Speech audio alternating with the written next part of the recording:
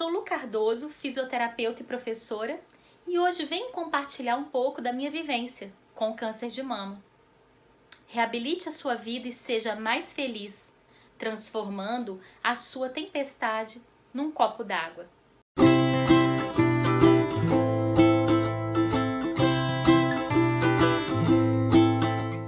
Bom, quero compartilhar com vocês inicialmente como vivenciei uma das tempestades mais fortes da minha própria vida. Quem aqui nunca passou por uma grande tempestade, com raios e trovões, daqueles bem fortes e barulhentos que chegam a dar medo? Foi assim, em outubro de 2016, quando recebi o diagnóstico do câncer de mama, que eu me senti inicialmente. Então não posso nem dizer se é a pior ou talvez a melhor, pois foi através dessa grande tempestade que eu com certeza despertei e pude ter uma grande transformação. Assim, quando fazendo quimioterapia, eu tive um sonho. E neste sonho, eu estava numa praia, somente eu e o mar. Só que as ondas eram gigantes. Imagine você num tsunami. O que me chamou a atenção é que no sonho eu tive a coragem de adentrar ao mar, mesmo tão revolto. O que eu me recordo é que, sabe quando nós vamos furar a onda, a gente se abaixa para não rolar juntamente com a água? Bom, foi assim que eu fiz. Eu quietinha me abaixei, já dentro das águas, e eu lembro que de repente tudo ficou em silêncio, mesmo com aquelas ondas muito turbulentas, eu estava em paz, eu senti aquela plenitude. E foi tão forte e significativo que ao acordar, eu me recordo até hoje, eu compartilhei com a minha mãe. E emocionada eu disse: mãe, pode vir a tempestade ou a onda que vier, o tsunami que aparecer. Se eu tiver coragem, eu sei que no final tudo dá certo.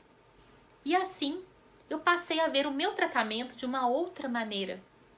Imaginem eu, fisioterapeuta, ou seja, reabilitadora, e trabalhei muito com mulheres nessa situação. De repente, eu precisava de ser reabilitada. Para quem não sabe, a palavra reabilitação vem de habilitar ou ter novas habilidades novamente. Ou criar novas habilidades, por que não?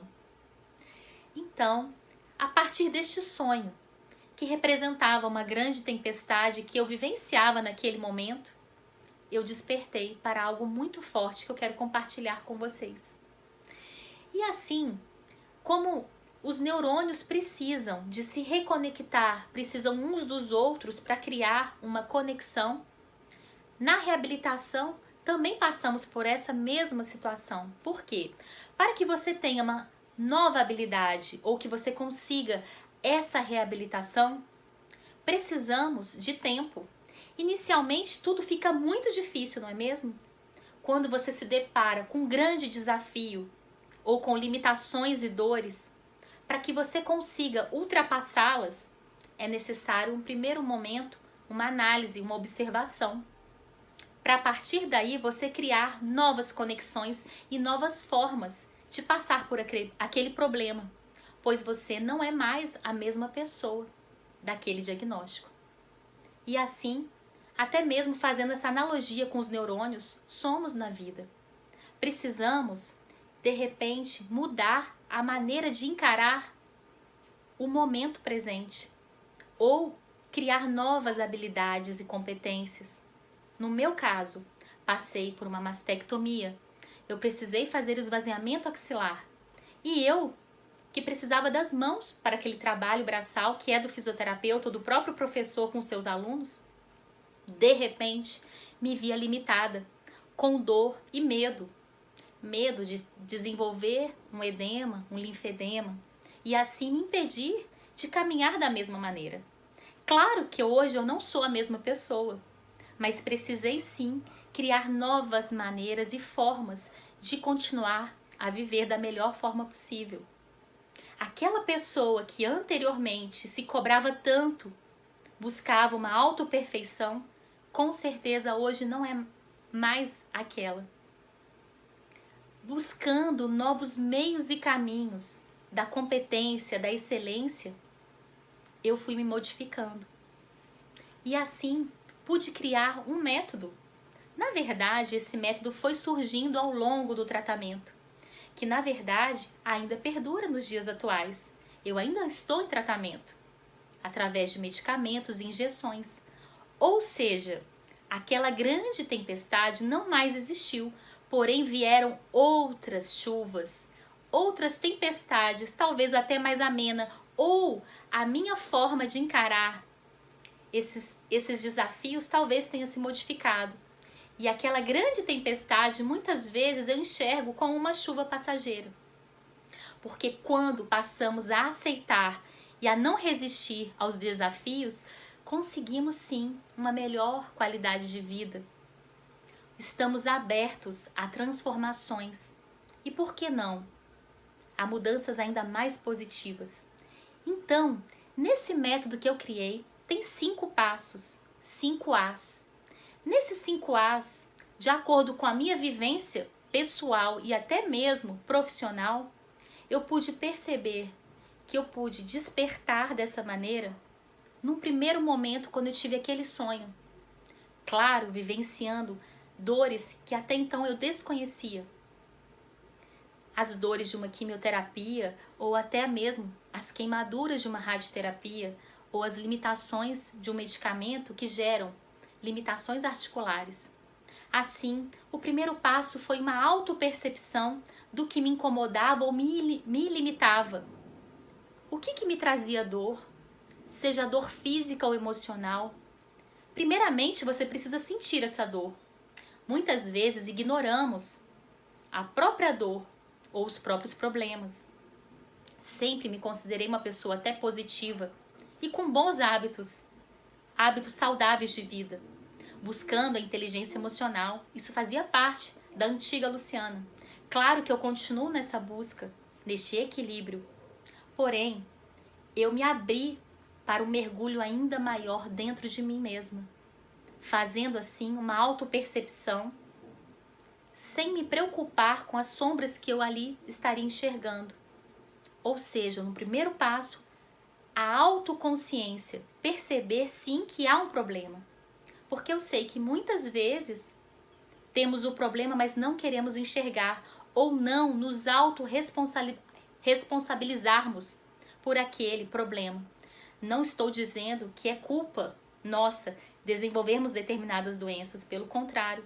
Claro que quando temos consciência, a gente para de culpar o externo ou o outro. Simplesmente nos responsabilizamos de acordo com a maneira que vamos passar. Eu me responsabilizo sim com a maneira que eu vou enxergar aquele desafio. Porque, como eu falei anteriormente, a dor muitas vezes é inevitável, mas o sofrimento ele pode sim ser transformado. E com certeza, quando passamos dores muito fortes, como aquelas descargas elétricas dos trovões, tem dores que se tornam daquela maneira, de forma forte, aguda. Pensamos até que aquilo não vai passar, que aquela tempestade não vai acabar. Mas nós sabemos que toda tempestade, ela passa. Assim mesmo como todas as ondas, mesmo muito fortes e gigantes, elas aos poucos vão se tornando mais calmas e amenas. E até mesmo se torna a calmaria. E assim, no segundo passo, a autoobservação é observar qual área da minha vida eu preciso ressignificar ou até mesmo mudar, por que não? Será que são hábitos, comportamentos que eu preciso modificar? Modificar sim, para poder continuar a minha vida de forma mais leve, tendo ou não uma doença.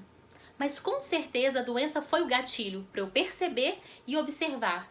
Observar sim se os problemas internos me facilitam ou dificultam a forma que eu vou viver. Ou se realmente são fatores externos que estão me atrapalhando a ter aquele equilíbrio desejado. Eu uma vez eu estive pensando e compartilhei com algumas amigas o seguinte: podemos ter sim uma doença, mas não nos sentirmos doentes. E tem várias pessoas que não têm doença e se sentem doentes. Eu, naquele momento, percebi que eu escolhia, a partir daquele sonho, daquela grande tempestade, mesmo tendo uma doença, eu escolhia me sentir saudável ou buscando o equilíbrio. Então eu precisava sim de perceber e de observar para mudar. Eu sim fui muito mimizenta. Em várias situações eu me vitimizava, culpava os fatores externos, o trânsito, a genética. Eu adorava colocar a culpa no externo, no outro. A partir deste momento que eu me conscientizei que eu precisava me responsabilizar através de hábitos e comportamentos para ter uma melhor vida. Porque bastava a minha decisão de escolher o caminho. Você quer o caminho da reclamação ou do otimismo? Porque se não fosse o câncer, na verdade, talvez eu não tivesse despertado. Eu ia continuar através de outros desafios, menores ou maiores, não importa. Eu ia continuar reclamando. Então, depois que você faz a observação de qual setor que você precisa olhar e modificar, você passa a terceiro A, que seria a autoavaliação. Não sei se você sabe, mas nós da fisioterapia, por exemplo, a gente observa e depois passa a fazer a avaliação, seja da força muscular, seja do próprio movimento. Avaliamos também como que esse movimento ele está diminuído ou aumentado, está paralisado, existe alguma paralisia? Claro que a avaliação é muito mais extensa do que isso. Avaliamos até mesmo a dor, e assim eu trouxe para este método, porém para a vida. Na reabilitação da minha vida eu pude fazer uma analogia, e a avaliação da dor, ela está doendo o quanto ela dói. Porque essa dor ela pode ser empontada, enfacada, de 0 a 10, o quanto ela está doendo, ela arde. Mas que seria essa dor na minha vida? Eu não falo aqui as dores físicas que nós também vivenciamos em várias situações, mas eu digo aquela dor emocional que nos paralisa. Sabe aquela dor que você não sabe de onde vem?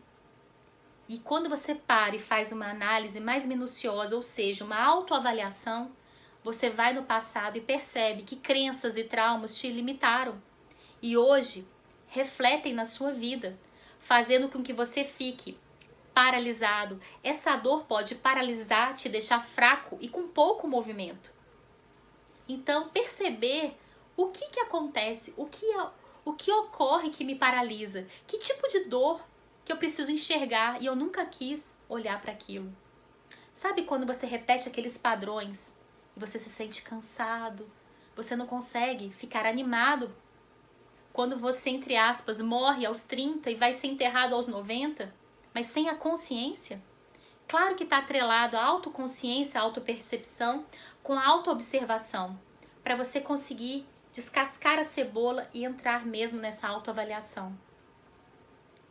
E foi assim, numa autoavaliação, que eu percebi as crenças que estavam me limitando, que me faziam muitas vezes reclamar demais, culpar o outro, ou até mesmo empurrar as coisas com a barriga, procrastinar. E isso com certeza refletia na minha vida profissional e pessoal, no momento do tratamento. Com certeza a sua postura perante esse desafio faz toda a diferença no sucesso do tratamento. E assim, eu fui nessa autoavaliação percebendo qual a dor que me limitava, que tipo de traumas eu vivi que me paralisavam. Sabe aquela pessoa que se cobra demais, autoestima baixa, uma autoexigência que eu nunca vi, que eu tinha comigo mesmo. Eu era um general comigo mesmo que eu nunca eu conseguia atingir a meta, porque ela era inalcançável. Só que eu tive o cuidado de voltar e resgatar a minha criança. Mas o olhar para ela primeiro, porque eu percebi que eu havia abandonado a minha própria criança. E se a criança representa alegria, aonde estava a alegria na minha vida, aquela alegria real, verdadeira. Então eu fui observando e avaliando. Assim, avaliei o quanto eu movimentava na vida. Eu procrastinava ou eu tinha excesso de movimento? Ou estava em equilíbrio? E assim, imaginem uma pessoa que ora estava com transtorno de ansiedade, ora desanimada, cansada. Dificilmente o equilíbrio fazia parte da minha vida. E assim, avaliamos a dor, avaliamos o movimento e a força, fraca ou com excesso de movimento. Às vezes a pessoa não enxerga a equipe que ela se encontra e atropela as coisas com impulsividade. Bom, claro que você pode fazer diversas avaliações dentro do seu próprio comportamento e de seus hábitos. E assim, parto para o quarto A, que seria o autotreinamento. A partir do momento que eu observo e avalio as questões que eu preciso trabalhar, eu fecho, entre aspas, um diagnóstico. Assim fazemos na fisioterapia, dentro da reabilitação.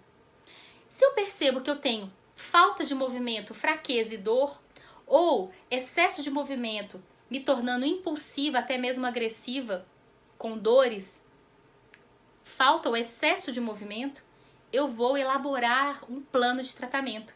Neste caso, a partir do momento que eu tenho a coragem de entrar nesse mar revolto, enxergar os meus problemas e desafios, eu, de forma tranquila, elaboro uma maneira de me autotratar, através de mudanças, sim, das crenças, mudanças de hábitos e até mesmo de comportamento, hábitos de vida, seja a maneira que eu me alimento, a maneira que eu me relaciono comigo mesmo, resgatando a minha criança lá no passado.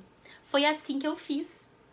Eu pude, num mergulho interior, buscar a minha criança que estava abandonada. Ninguém tinha abandonado. Já culpei sim pai, mãe, o mundo. Porém, quando eu me responsabilizei, eu pude enxergar, voltar ao passado e trazer a alegria de volta para o momento de hoje, resgatando assim a minha criança interior, trazendo ela mais ativa e feliz. O meu adulto de hoje, resgatando e dando a mão para essa criança, fez toda a diferença na minha vida, facilitando o quarteto da felicidade. Você já ouviu falar? Quarteto da felicidade são 4 hormônios ou neurotransmissores que, ativados, nos traz bem-estar e qualidade de vida. E claro que, através da criança, esse processo facilita e muito o bem-estar e a alegria de viver. Resgatei, por exemplo, a dança na minha vida, a música, ou simplesmente a contemplação como a criança faz, a pureza e a alegria. Porque não é através da criança que a gente consegue conectar com o nosso eu divino? Com certeza essa é a base desse quarto A, que é o autotratamento ou treinamento. Assim, você vai criando novas formas e rotinas focadas e voltadas para a sua mudança interior. Pensando como está o seu físico, emocional e até mesmo o espiritual. Como que você se conecta com a natureza ou com a sua própria espiritualidade. Como que você trabalha a gratidão real e verdadeira. E assim eu fui trabalhando e criando várias maneiras e formas a partir da neurociências, como a gente precisa dessa neuroplasticidade. Lembra que eu falei dos neurônios? Nós também somos como eles. Precisamos das conexões e de forma repetida vai facilitando este processo. Inicialmente parece que tudo fica muito difícil. Depois, com a repetição, vai se tornando algo muito fácil. De repente você incorpora novas atitudes, novos comportamentos e hábitos em diversas áreas da sua vida. E assim chegamos ao quinto A, que é a autotransformação. Aquela transformação tão almejada, a partir da auto-reabilitação, a partir da autoavaliação, do autotreinamento ou tratamento. Como que você percebe que você atingiu o quinto A? Quando você percebe que as suas atitudes são diferentes das anteriores, quando você não é mais impulsivo ou não procrastina tanto, ou simplesmente se permite errar. E aqui poderíamos falar muito mais sobre isso. Mas se imagine aquela lagarta que sai alçando voos através da sua autotransformação pela própria borboleta.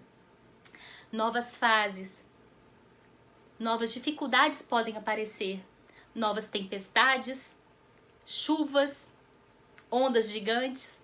Só que quando você está centrado, treinado e transformado, pode vir o que vier, você consegue vencer.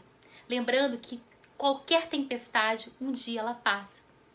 E assim, você pode transformar a sua tempestade num simples copo d'água, reabilitando a sua vida, se tornando ainda mais feliz.